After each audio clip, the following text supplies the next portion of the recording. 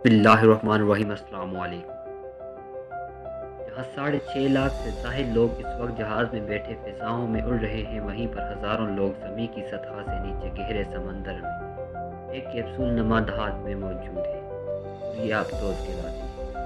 آبدوز دنیا کے مہنگے ترین ہتھیاروں میں شمار ہوتا ہے۔ اس کی بڑی طاقت اس کی خاموشی ہے، اور یہ زندگی کا بڑا حصہ پانی کے نیچے خاموشی سے گزارتے ہیں۔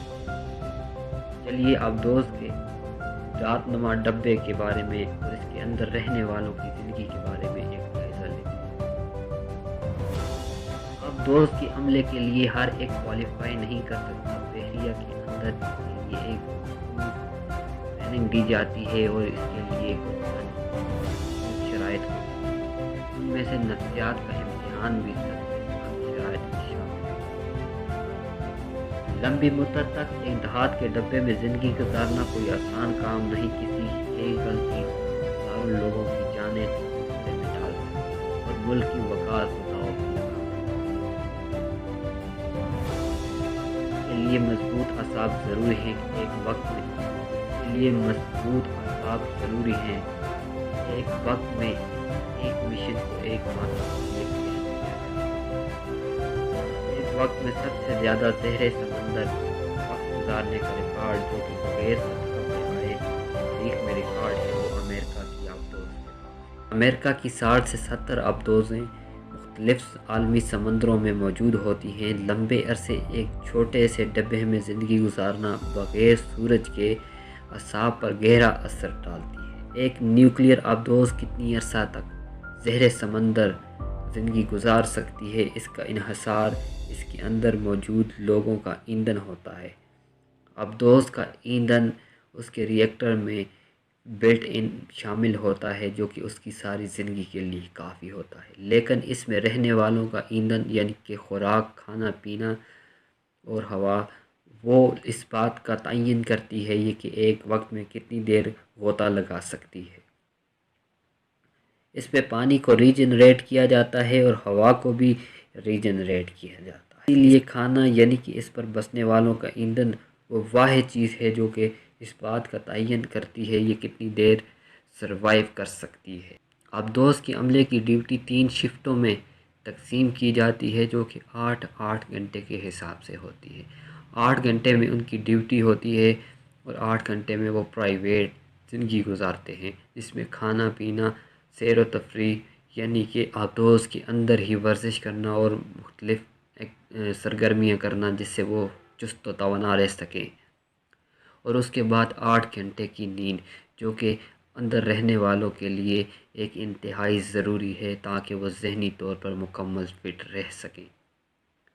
ایک دن میں ہر وقت کسی نہ کسی کے سونے کا وقت ہوتا ہے، اسی لیے دروازہ زور سے بند کرنا اور اونچی آواز منع ہوتی ہے۔ کل بستروں سے عملے کے افراد کی تعداد زیادہ ہوتی ہے۔ جگہ کا مسئلہ ہی صرف یہاں پر نہیں ہوتا، بلکہ بستر، ٹوائلٹ اور شاور کا بھی ہوتا ہے۔ تقریباً لگ بھگ 100 کے قریب افراد کے لیے صرف 2 شاورز موجود ہوتے ہیں اور 2 سے 3 منٹ تک نہانے کا ٹائم ہوتا ہے۔ آبدوز نہانے کا پانی سمندری پانی سے فلٹر کرتی ہے۔ کپڑے دھونے کی صرف ایک جگہ ہوتی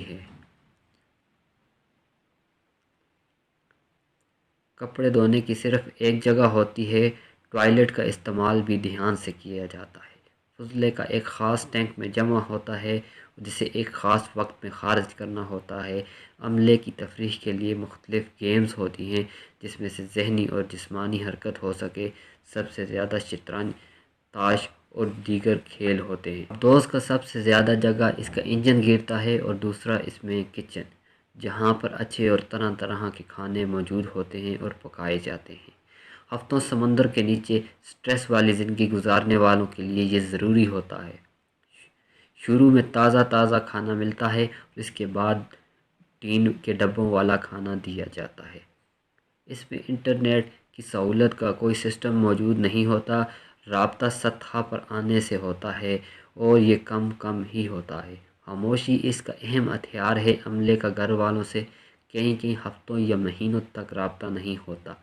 عملے کی آپسی دوستی گہری اور تمام رہنے والے زندگی بھر کے لیے دوست بن جاتے۔ یہاں پر کچھ ان لکھے اصول چلتے ہیں، جیسے کہ کسی متنازع بات پر کوئی بحث نہیں ہوتی، سیاست جیسے موضوع زہر بحث نہیں آتے، ان کو فوجی قانون کے کئی اصول معاف ہوتے ہیں، جیسا کہ روزانہ شیو کرنا اور حجامت کروانا، جبکہ ٹرپ سے واپس آنے پر یہ ساری چیزیں دوبارہ بحال ہو جائیں۔ یہ زندگی ہر ایک کے لیے نہیں ہوتی، بغیر سورج کی زندگی گزارنا، بغیر سورج اور روشنی کے زندگی گزارنا ایک مخصوص ڈبے کے اندر بڑا ہی دشوار کام ہے، اور ان لوگوں کی ہمت اور جرأت کو سلام ہے کہ جو لوگ اپنی جان خطرے میں ڈال کر ملک کی وقار کے لیے ہمیشہ کھڑے رہتے ہیں۔